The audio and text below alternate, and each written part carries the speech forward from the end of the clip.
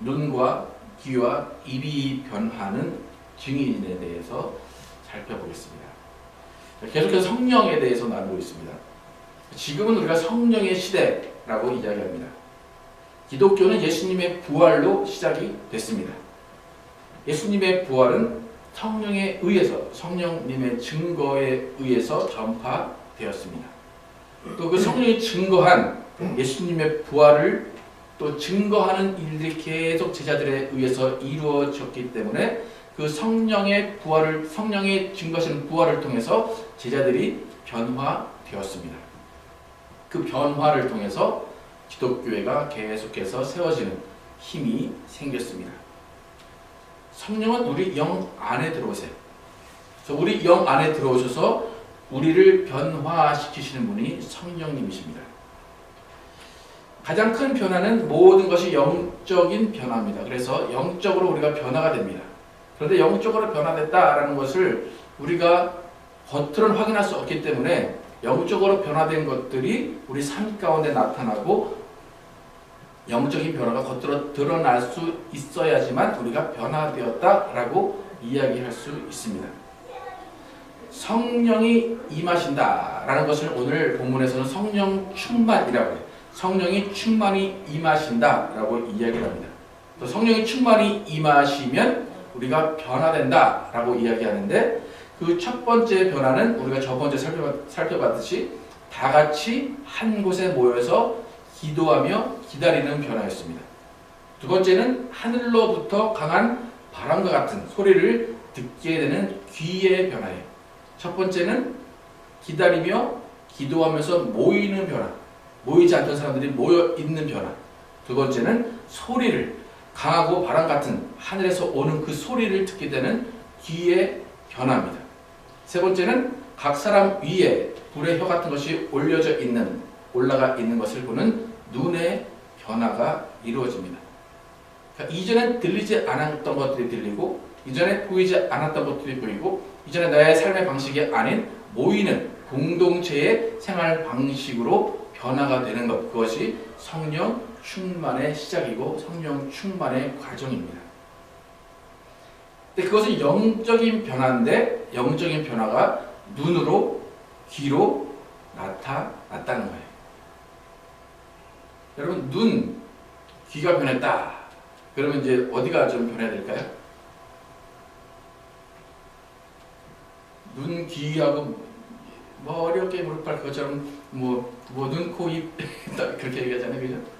눈과 귀가 변했다면 코도 변해야 되겠지만 입이 변해야 됩니다. 성령께서 하시는 마지막 변화는 입이 변하는 거예요. 언어가 변하고 말이 변하는 거예요. 오늘 4절, 그들이 다 성령의 충만함을 받고 성령이 말하게 하심을 따라 다른 언어들로 말하기 시작하니라. 성령께서 임하셔서 우리에게 임하시는 그 가장 마지막 변화는 입의 변화, 언어의 변화예요. 근데 그 입이 변하고 언어가 변하는 것을 어떻게 구체적으로 말하냐면 성령이 말하게 하심에 따라 다른 언어들로 말하기를 시작했다 그래요. 다른 언어들로 말하기를 시작했다.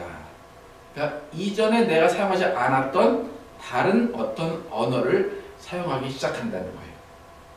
그러니까 우리가 지금 개역 개정을 읽었는데 개역 개정은 다른 언어라고 표현을 하고, 우리가 이제 옛날에 읽었던 기존 개역 한글은 다른 방언, 방언을 말한다 그렇게 이야기하고, 영어로는 tongues, 우리가 이제 혀를 말하는 tongue이라고 해야죠. 근데 다른 언어를 tongues라고 얘기하고, 그리스어는 글로사라는 단어로 그 다른 언어, 방언 그렇게 표현을 합니다. 이렇게 이 다른 언어, 방언, 그러니까 이 다른 언어, 이 방언이라는 이 한 단어에 많은 논란이 많습니다. 아직도 해석하는 게 틀리고 주장하는 것이 다 틀린데, 오늘은 성령 충만함에 대해서 나누고 다음 주에 방언에 대해서 나누겠습니다. 그러니까 성령 충만이 임해서, 성령이 충만히 임해서 성령이 말하게 하심에 따라 다른 언어, 다른 방언을 말하기 시작했다. 성령 충만의 결과가 방언을 말하는 것, 다른 언어를 말하는 것인지, 아니면 성령 충만과 다른 언어, 방언과의 관계가 어떤 것인지를 살펴보겠습니다. 지난주에 1절부터 3절까지 살펴봤는데 처음에 120명이 모였고 귀로 성령의 소리를 들었고 눈으로 성령의 불을 봤습니다. 1년의 과정이에요. 그 과정을 거쳐서 오늘 4절에 성령의 충만을 받았다. 성령의 충만이 임하셨다라고 표현을 합니다. 그럼 어떤 일에는 분명히 과정이 있어요. 과정을 거쳐야지만 결과가 나타납니다. 특히 기독교는 과정이 가장 중요하게 생각하는 종교입니다. 성령 충만이라는 것은 시간이 그렇게 길진 않았어요.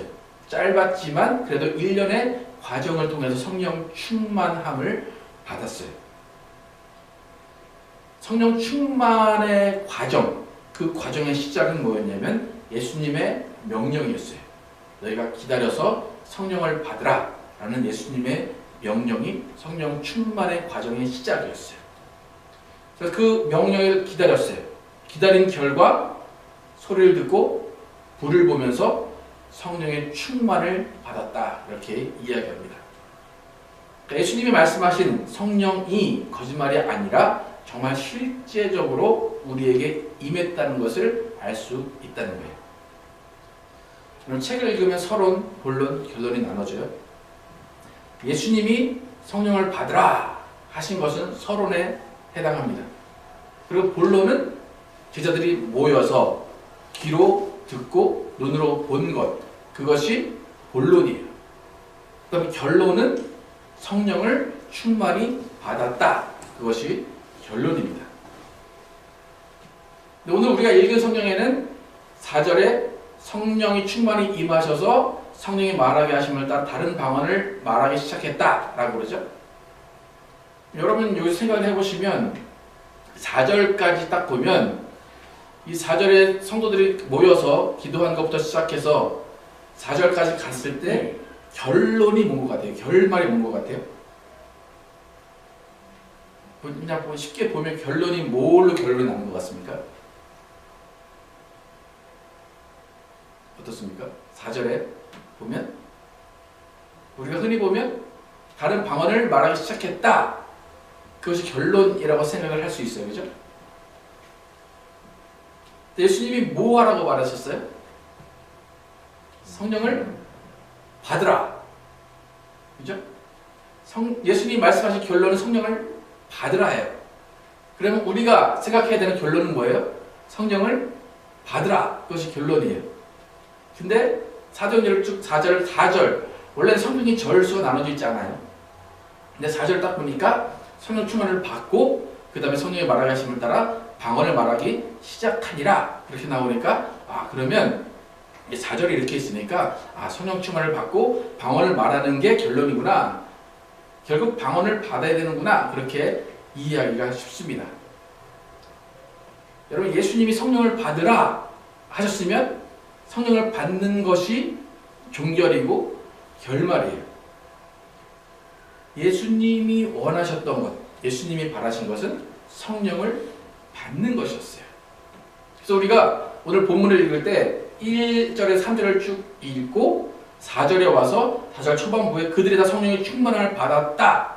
거기까지가 결론으로 끊어서 읽어야 우리가 이 예수님이 무엇을 원하셨는지 또 성령의 충만이 무엇인지를 잘 알 수가 있어요.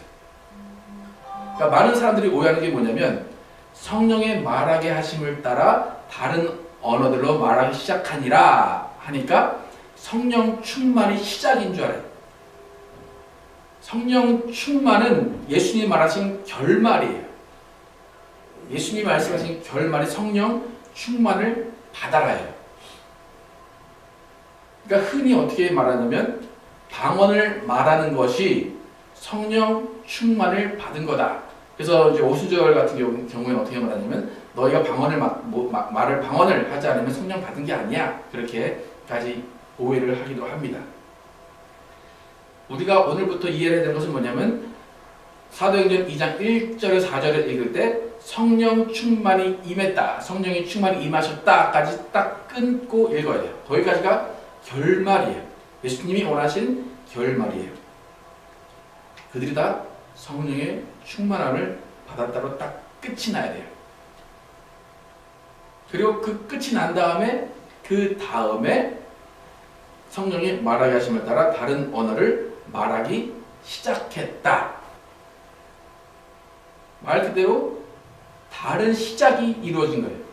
성령 충만이 임했다 라고 딱 결말이 나아지고 그 다음에 성령이 말하게 하심을 따라 다른 방언을 말하기를 시작했다 라는 그 다른 시작이 이루어진 거예요. 그러니까 1절에서 3절을 성령 충만의 과정으로 보지 않으면 4절을 그냥 뚝 띄어서 읽을 수밖에 없어요. 성령 충만이 임하니까 방언을 말했다. 그렇게밖에 말할 수 없어요. 그러니까 여러분이 다른 설교로 들어보신지 모르겠지만 이 2절에서 소리를 들었다, 불을 봤다, 이것이 성령 충만의 과정이다 라고 말하는 설교를 많이 듣지 못하셨을 거예요. 우리는 분명히 성령 충만에는 과정이 있다는 거예요. 눈으로, 귀로 듣고 보는 변화가 일어나서 그 다음에 성령 충만이 분명히 그때 임한 거라는 거예요.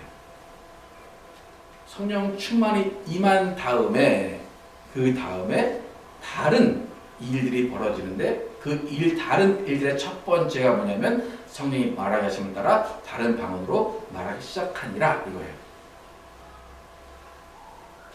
여러분 성령을 충만히 받는다. 여러분 성령을 충만히 받았다 라고 한다면 여러분이 확인해야 되는 것은 뭐예요? 그 마가의 다락방 안에 있던 그 귀로 들렸던 그 성령이 지나가셔서 영들이 하나 되는 하나됨의 소리를 들어야 되고 여러분이 다른 사람 위에 있는 성령의 불, 성령의 혀의 불과 갈라지는 그것을 보는 역사가 일어나야지만 성령 충만이 임했다라고 말할 수가 있는 거예요. 그러니까 성령의 충만의 과정 없이 그냥 나는 방언을 말하니까 성령 충만해 라고 말하는 것은 과정을 무시한 결과만 얻기를 원한다는 거예요. 그럼 방언을 말하는 것, 그것은 성령 충만 이 다음에 성령이 일하시는 시작이에요. 무슨 말인지 제가 무슨 말을 하는지 이해가 가시나요? 방언을 말하는 것을 거꾸로 나 성령 충만이야 라고 말하는 건 틀렸다는 거예요. 방언을 말하는 것은 성령 충만한 사람들이 성령에 이끌려서 하기 시작한 일 중에 첫 번째라는 거예요. 여러분 성령이 임하셨다, 성령의 충만이 받았다 라고 할 때 만약 방언을 하지 않는다 그럼 여러분은 어떻게 해석할 수 있습니까? 여러분 다 방언하십니까? 방언하시면 성령 충만한 겁니까? 고린도전서 13장 8절 함께 같이 읽어보겠습니다. 시작! 사랑은 언제나 떨어지지 아니하되 예언도 패하고 방언도 그치고 지식도 패하리라. 방언도 그치고 지식도 패하고 예언도 그친대요. 그러면 방언을 해야지만 성령 충만이다, 방언을 해야 성령이 임한 거다 라고 한다면 이때 방언이 그칠 때는 어떻게 되는 거예요? 성령이 없어지는 거고 성령이 훼손되는 것이나 아니면 성령이 소멸되는 것이나 그렇게 이해할 수밖에 없어요. 그죠? 근데 성경적인 근거가 이렇게 있고 또 실질적인 제 예를 들어서 주장을 하면 저는 초등학교 3학년 때부터 방언을 했습니다. 방언을 초등학교 3학년 때부터 했는데 방언을 말하지 않을 때도 성령 충만함을 느낄 때가 많아요. 오히려 방언을 하지 않고 감사하고 찬양할 때 성령 충만을 더 느낄 때가 많다는 거예요. 그러니까 우리가 성령 충만에 대한 것을 잘 이해하지 못하고 오해하게 되면 이상한 은사를 받는 것, 이상한 방언을 말하는 것, 그런 것들에만 치우친다는 거예요. 현상에만 치우치게 된다는 거예요. 제가 지난주에 강조했듯이 성령 충만과 나의 믿음과는 다를 수가 있다는 거예요. 제가 지난주에 강조한 성령 충만의 특징이 뭐였습니까? 성령 충만의 특징 혹시 기억나십니까? 지난주에 얘기했던 성령 충만의 특징은 하나 되게 하심이에요. 모이게 하신다는 거예요. 내가 없어지는 게 성령 충만이에요. 내가 뜨거워서 방언을 말하는 게 성령 충만이에요. 내가 뜨거워서 어떤 은사를 드러내는 것이 성령 충만이 아니라 모이게 하시고 내 눈을 바꾸시고 내 귀를 바꾸시는 것이 성령 충만이라는 거예요. 그게 1절부터 3절까지 왔고 4절 초반에 성령의 충만이 임했다라고 끝나야 된다는 거예요. 그러니까 바울이 아무리 너희가 천사의 말을 한다고 해도 사랑이 없으면 소용이 없다 라고 얘기한 것처럼 방언을 아무리 한다고 해도 하나됨 없이 조화됨 없이 내가 타 없어짐이 없이는 성령 충만이 아니라는 거예요. 성령은 한 소리로, 한 모임으로, 한 귀로 다 듣게 하시고 한 눈으로 보게 하시는 분이에요. 그러니까 성령 충만은 하나 되게 하심이다라는 그 기본적인 개념이 여러분 가운데 있어야 돼요. 그 공동체가 하나 되게 하시는 그 일을 성령이 하셨고 그것이 바로 성령 충만이라는 거예요. 성령 충만은 하나됨 가운데 이루어지는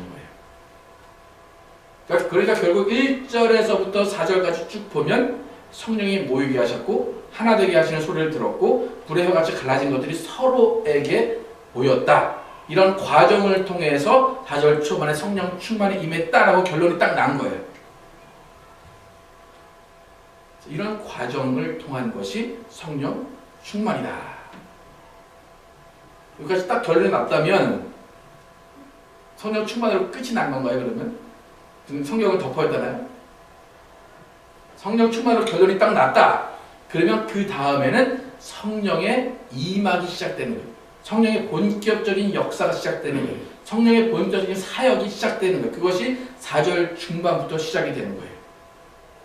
성령이 충만히 임했다 라고 딱 결론을 냈고 막이 닫혀야 돼요. 그리고 막이 딱 다시 열렸을 때 그때는 어떤 것이 시작이 돼요? 이들이 성령이 말하게 하심에 따라 다른 방언으로 말하기를 시작하니라. 정말 시작이에요. 시작. 성령의 사역이 시작됐다 라고 선포하는 거예요. 그러니까 제자들의 삶은 성령 충만이라는 것을 가운데 두고 그 이전과 그 이후로 갈라지는 거예요. 비포와 애프터 가운데는 성령 충만이라는 것이 있는 거예요. 비포에는 성령이 말하게 하심에 따라 방언을 하지 않았어요. 근데 애프터에는 성령의 말하게 하심에 따라 방언을 말하기를 시작했다는 거예요. 근데 다른 언어, 방언을 말하는 것의 근거는 뭐냐면 성령이 말하게 하심을 따라해요. 그냥 어떤 자기의 어떤 기분에 홀려서가 아니라 성령이 말하게 하심을 따라, 성령의 이끌리심을 따라 했다는 거예요. 그러니까 제자들의 성령 충만 이후의 삶은 뭐냐면 예수님이 말씀하신 성령을 받고 그 성령이 이끄시는 변화된 삶을 살았다는 거예요. 그럼 잘 보세요. 성령 충만을 기점으로 비포와 애프터로 삶이 바뀌었다고 그랬잖아요. 그럼 성령 충만을 기점으로 어떤 것이 확실히 바뀌었을까? 무엇이 바뀌었을까? 결론부터 말씀드리면 성령 충만이 임하기 전까지는 모여서 함께 기도하고 하나된 마음으로 하나된 소리를 듣고 하나된 마음으로 자신을 낮추고 하나됨을 이뤘어요. 그래서 성령 충만해졌어요. 그 다음에 성령 충만을 받은 그 다음에 뭐가 바뀌냐면 이때부터는 흩어지는 거예요. 성령 충만이 받은 다음에는 다른 언어로 말하기 시작하니라 흩어지기를 시작하는 거예요. 그러니까 성령 충만을 기점으로 해서 이전에 모였다면 이때부터는 흩어지는 거예요. 그러니까 여러분이 교회에 모여서 성령 충만을 위해서 기도하고 성령 충만하고 한 마음으로 한 뜻으로 모여 있었다. 그럼 여러분은 교회 안에 성령 충만을 받았어요. 그러면 여러분은 그 다음에 어떻게 돼야 돼요? 흩어져야 돼요. 또다시 교회로 모이면 안 되는 거예요. 흩어져서 다른 언어로 말하기 시작한 그 일을 함께 해야 된다는 거예요. 그럼 바벨탑 사건 잘 아시지만 바벨탑 사건을 통해서 보면 인류는 언어가 하나였어요. 구음이 하나였다 그래요. 하나님이 지으신 사람들이 한 곳에 모여서 쭉 살았을 거죠. 근데 그 사람들에게 하나님이 너희가 온 땅에 흩어져라 말씀하셨어요. 그래서 온 땅에 흩어지려면 이동을 해야 되는데 이 사람들이 이동을 하다가 평평한 평지를 보게 됩니다. 그래서 그 평지에서 드는 생각이 뭐냐면 우리가 여기서 탑을 높게 쌓고 우리가 여기서 그냥 편안하게 함께 모여 살자. 그래. 하나님의 원래 목적은 다 퍼져라 그건데 사람들은 아니다. 그냥 우리가 탑 높게 쌓고 우리가 잘남을 드러내면서 이곳에 모여 살자. 하나님은 어떻게 하셨어요? 언어를 흩으셨어요. 언어를 흩으시니까 그때부터 사방으로 다 퍼지기 시작한 거예요. 그러니까 그때 하나님이 사용하신 방법이 언어를 흩으시는 거예요. 언어를 흩으셔야지만 사람들이 퍼져 나간다는 걸 아신 거예요. 성령의 사역도 이와 비슷한 거예요. 다 모이게 하셨고 성령의 한 소리를 듣게 하셨고 성령으로 보게 하셨고 성령으로 다 낮춰지게 하셨어요. 그 다음에 이 사람들이 성령 충만해지니까 그 다음부터는 이 사람들을 퍼뜨리는 거예요. 퍼뜨리는 목적이 뭐냐면 예수 그리스도를 증거하라 하는 거예요. 너희가 퍼져서 예수 그리스도를 증거하라. 그러니까 이 사람들에게 성령 충만을 주셔서 첫 번째 하신 일이 뭐냐면 다른 언어를 말하기 시작했다는 거예요. 다른 언어를 통해서 이 사람들이 퍼져나가고 그 퍼져나간 그 장소에서 예수 그리스도를 증거한다는 거예요. 이는 성령 충만을 받은 자들에게 하나님이 갈라지게 하셨다. 그것을 여러분이 이해를 하셔야 돼요. 예수님의 계획도 이와 동일했음을 알 수 있어요. 우리가 사도행전 1장 8절 함께 읽어보겠습니다. 시작. 오직 성령이 너에게 임하시면 너희가 권능을 받고 예루살렘과 온 유대와 사마리아와 땅 끝까지 이르러 내 증인이 되리라 하시니라. 예수님의 계획도 이거였어요. 성령 충만을 받으면 땅 끝까지 가서 나를 증거할 거야 그래요. 근데 땅 끝까지 가기 위해서는 다른 언어가 필요했다는 거예요. 처음엔 예루살렘에 모여 있었지만 성령의 충만이 임하시면 그때부터는 땅 끝까지 가야 되는 거예요.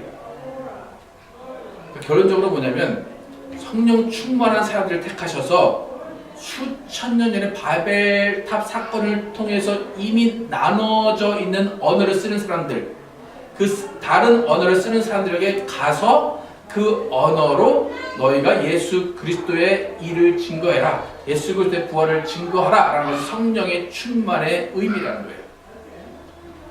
그러니까 언어를 흩으신 하나님, 언어를 흩으신 하나님께서 그 흩어진 언어로 사람들이 하나님을 높이게 하시는 것. 예수 그리스도의 살아계신 예수 그리스도의 부활을 듣기를 원하시고 그 부활하신 것을 찬양하기를 원하셨다는 거예요. 그러니까 성령 충만해서 성령이 사역하신 첫 번째 일이 다른 언어로 말하게 하심을 시작했다. 이게 참 중요한 내용이에요. 참 신기한 내용이에요. 그래서 처음 성령이 이렇게 4절까지 임하시고 그 다음에 제자들에게 나타난 현상이 뭐냐면 제자들이 다른 언어로 이야기를 합니다. 그럼 다른 언어로 이야기할 때 이제 밖에 나와서 그 이야기를 그 다른 언어를 그들이 이제 다 이야기를 합니다. 근데 그 이야기를 듣고 예루살렘에 모여 있던 사람들이 반응하는 장면이 그 사도행전 2장 4절 이후로 쭉 나옵니다. 함께 읽어보겠습니다. 5절부터 읽겠습니다. 시작. 그때에 경건한 유대인들이 천하 각국으로부터 와서 예루살렘에 머물러 있더니 이 소리가 나매 큰 무리가 모여 각각 자기의 방언으로 제자들이 말하는 것을 듣고 소동하여 다 놀라 신기하게 여겨 이르되 보라 이 말하는 사람들이 다 갈릴리 사람이 아니냐 우리가 난 곧 방언으로 듣게 되는 것이 어찌 됨이냐 우리는 바데인과 메데인과 엘람인과 또 메소포다미아 유대와 갑바도기아 몬도와 아시아 부르기아와 밤빌리아 애국과 및 구레네에 가까운 리비아 여러 지방에 사는 사람들과 로마로부터 온 나그네 곧 유대인과 유대교에 들어온 사람들과 그레네인과 아라비아인들이라 우리가 다 우리의 언어로 하나님의 큰 일을 말함을 듣는도다 하고 다 놀라며 당황하여 서로 이르되 이 어찌 된 일이냐 하며 성령 충만해서 성령이 하신 첫 번째 사역이 다른 언어로 말하기 시작하니라. 방언으로 말하기 시작하니라. 성령 충만을 받고 마가의 다락방에서 이 사람들이 나왔어요. 나와서 예루살렘에 모인 사람들 앞에서 이 방언을 막 했어요. 근데 신기하게 그 방언을 막 했더니 그 모여있던 사람들이 각각 다 다른 나라에서 왔는데, 각각 다 다른 언어를 쓰는 사람들인데 각각의 언어로 들렸다는 거예요. 이 제자들은 자신들이 받은 다른 언어, 방언으로 말을 했어요. 그러니까 잘 보면 지금 이 밖에 있던 사람들, 예루살렘에 모여있던 사람들이 어떤 소리를 들었다 그래요. 그러니까 제자들이 나와서 막 소리를, 방언을 얘기하니까 이 사람들이 와서 어떤 소리를 들었어요. 소리를 들었는데 잘 들어보니까 되게 신기한 게 뭐냐면, 저 사람들이 갈릴리 사람인데 뭐 아람어를 쓰든지 갈릴리 지방의 말을 썼을 텐데, 갈릴리 사람들의 말을 쓰는데 내 귀에는 내 민족의 말, 내 네이티브 랭귀지를 들린다. 그러니까 그것이 신기했다는 거예요. 그래서 다 놀라서 당황하고 이게 어찌된 일이냐? 라고 서로 그렇게 수군거렸다는 거예요. 그러니까 무슨 말이냐면, 어떤 사람은 자신의 말로 일본어로 듣고, 어떤 사람은 한국말로 듣고, 어떤 사람은 스페인어로 들었다는 거예요. 근데 중요한 것은 뭐냐면, 여기 잘 보면 어떤 소리가 나서 갔어요. 그러니까 한국말에 들려서 간 게 아니라 어떤 소리가 나서 갔어요. 갔는데 가서 들어보니까 내 네이티브 랭귀지를 들리더라 라는 거예요. 그러니까 자기 나라의 말로 들렸다는 게 중요한 거예요. 제자들이 이 사람은 일본어, 이 사람은 영어, 이 사람은 스페인어 그렇게 말했다가 아니에요. 제자들은 다른 언어로 말했어요. 방언으로 말했어요. 그런데 듣는 사람들이 자기 각 나라 언어로 들었다는 게 중요한 거예요. 여러분, 잘 예를 들어볼게요. 어떤 사람이, 미국 사람이 한국어를 되게 잘해요. 그러면 여러분 그 사람한테 어떻게 말합니까? 그죠? 한국말 참 잘하시네요, 그러죠? 제가 만약에 그 사람한테 제가 한국말로 들리네요? 그렇게 말하면 그게 맞는 표현인가요? 그럼 그 사람이 뭐라고? 저 한국말 한 거 아닌가요? 제 발음이 안 좋은가요? 그럴 거예요, 그죠? 한국말로 했으면 당신 한국말 잘하시네요 라는 반응이 일어나야 돼. 근데 지금 이 예루살렘에 모이는 사람들은 저 사람이 어떻게 갈릴리 사람인데 우리나라 말을 하지? 라고 한 게 아니에요. 어떤 소리가 들리는데 어떻게 저 말이 내 나라 말로 들리지? 라고 한 거예요. 들린 것에 대해서 표현을 한 거예요. 그러니까 다른 언어라고 하는 것은 우리가 예상하듯이 어떤 딱딱 맞는 그 일본어, 영어, 스페인어 그것이 아니라, 제자들이 말한 것은 정말 다른 언어예요. 방언이에요. 그런데 그 다른 언어를 예루살렘에 모이는 사람들이 각각의 언어로 들었다는 것이 신기한 거예요. 그러니까 이제 엄마들이 한 살, 2살짜리 애가 옹알옹알 거리죠? 그러면 저 같은 사람은 아무리 뭔 말하는 거야 저게, 뭘 달라는 거야. 근데 엄마는 어떻게 해요? 딱 알아듣죠? 그게 신기한 거죠. 예.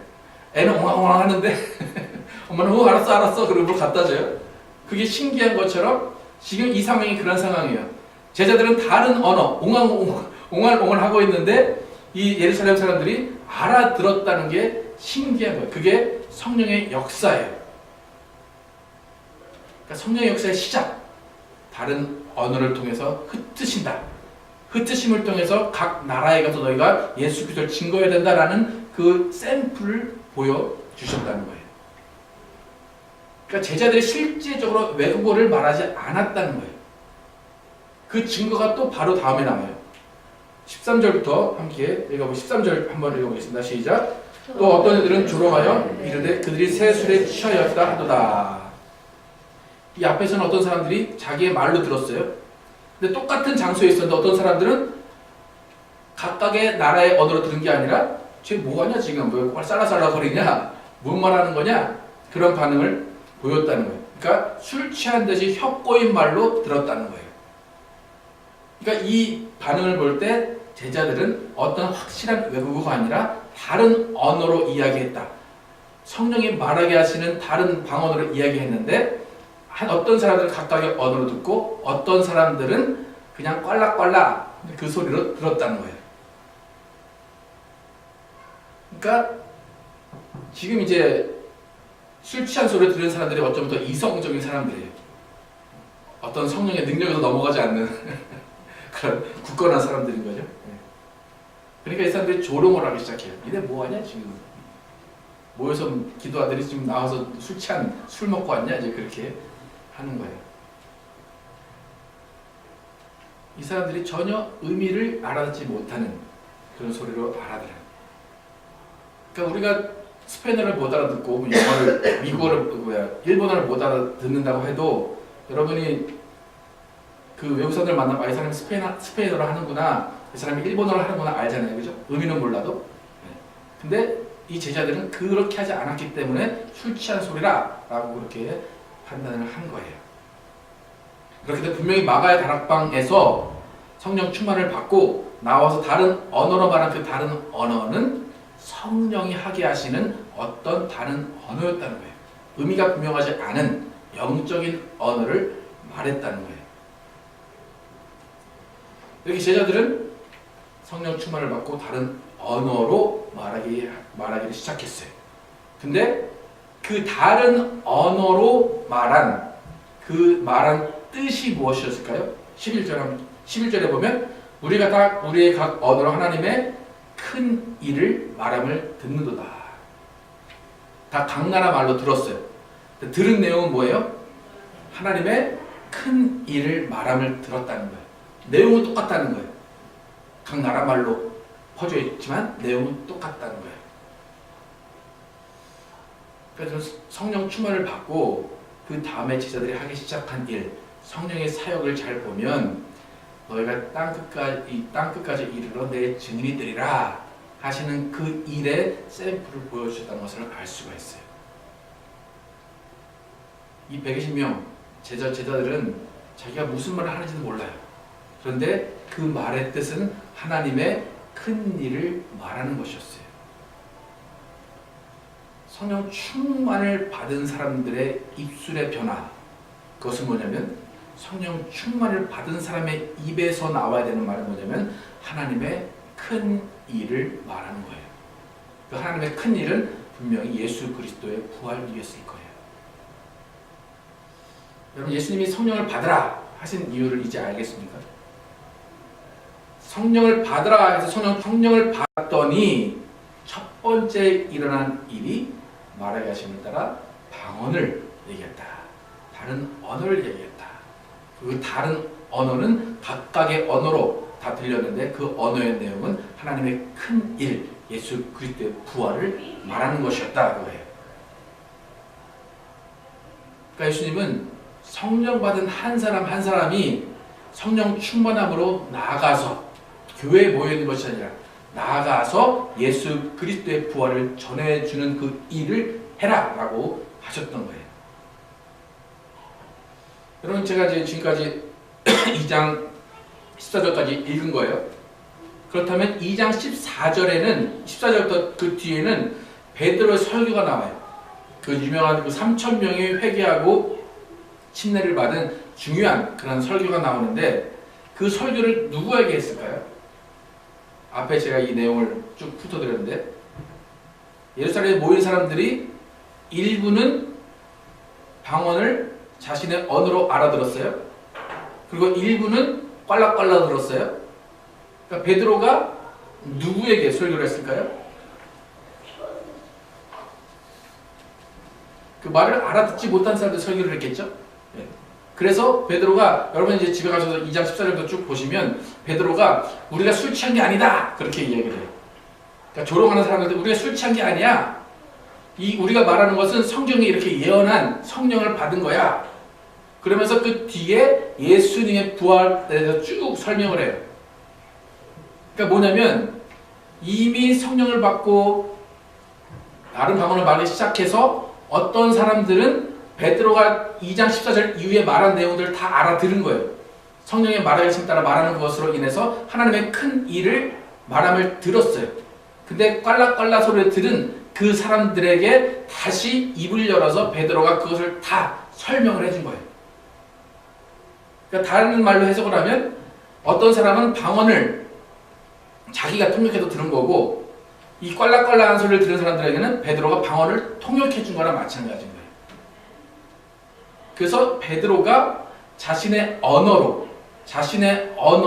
그 사람들을 전도해서 3,000명이 회개하고 3,000명이 침례를 받게 된 거예요. 여러분, 방언이라는 것은 그냥 아무 의미 없는 소리가 아니에요. 방언을 또 단지 그냥 내 필요를 하나님께 아랜다, 그것으로 끝나면 안 돼요. 방언은 하나님의 큰 일을 말하는 거예요. 예수 그리스도의 부활을 증거하는 것이 방언이라는 거예요. 여러분, 성령 충만이다, 성령이 충만히 임하신다, 그것은 붕붕 떠다니는 게 아니에요. 어떤 은사를 받는 것만이 아니에요. 성령 충만은 하나됨이에요. 한 곳에 모여있는 한 공동체를 하나 되게 하는 것이 성령 충만이에요. 그럼 여러분이 한 곳에 모여 성령 충만을 받았다, 그러면 여러분은 그 다음에 어떻게 해야 된다는 거예요? 나가서 예수 그리스도를 여러분의 언어로 전해야 된다는 거예요. 성령 충만함으로 전해야 된다는 거예요. 스데반이 그렇게 하다가 어떻게 됐을까요? 돌에 맞아 죽었어요. 그렇죠? 여러분은 그렇게 하면 어떻게 될까요? 따돌림을 당하겠죠? 알아, 됐어. 너나 잘 믿어. 그러겠죠?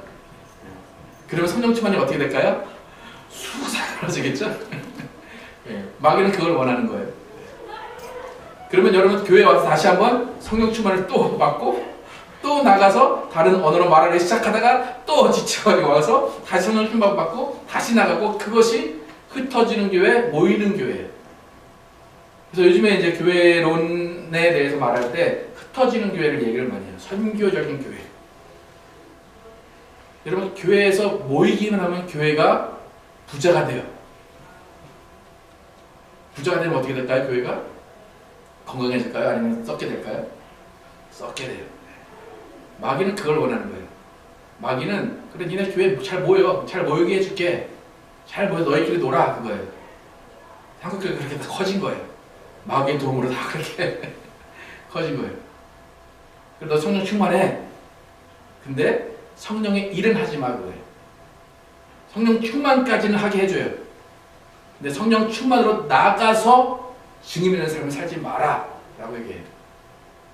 우리가 해야 되는 것은 교회에서 성령 충만 받고 그 다음에 나가서 성령의 말하게 하심을 따라 말한다는 거예요. 그 성령의 말하게 하심을 따라 말하는 그 일을 통해 지금까지 기독교가 이렇게 전파가 된 겁니다. 여러분, 여러분의 인생을 돌아보시면 성령 충만하십니까? 대부분 성령 충만하세요. 그죠? 성령 충만하니까 교회 오는 거예요. 성령 충만까지 안 하면 교회 안 와요. 성령 충만하세요. 성령 충만으로 끝나면 어떻게 됩니까? 마귀가 좋아하는 거예요. 성령 충만으로 끝나는 것이 아니라 결론을 냈으면 그 다음 이 막이 시작이 돼야 돼요. 여러분의 인생이 시작이 돼야 돼요. 성령이 이끄신 여러분의 삶이 시작이 돼야 돼요. 그 여러분의 성령이 이끄시는 삶은 여러분의 언어로, 여러분의 입의 변화로 예수 그리스도의 부활과 예수 그리스도의 살아계심을 증거한다는 거예요. 온 교회가 성령으로 하나 되었다면 그 교회는 이제 나가서 예수 그리스도를 증거하는 다른 언어의 역사, 방언의 역사가 있어야 될 것입니다. 방언 말한다고 성령 충만한 게 아니에요. 방언 말한다고 성령 다 임하셔가지고 다 내가 다 끝났다, 그것이 아니에요. 성령 충만은 결론이고 그 다음부터 성령이 일하시기 시작하는 것을 우리가 함께 해야 되는 거예요. 성령의 이끄심을 따라, 성령의 말하게 하심을 따라 우리의 인생에 살아줘야 됩니다.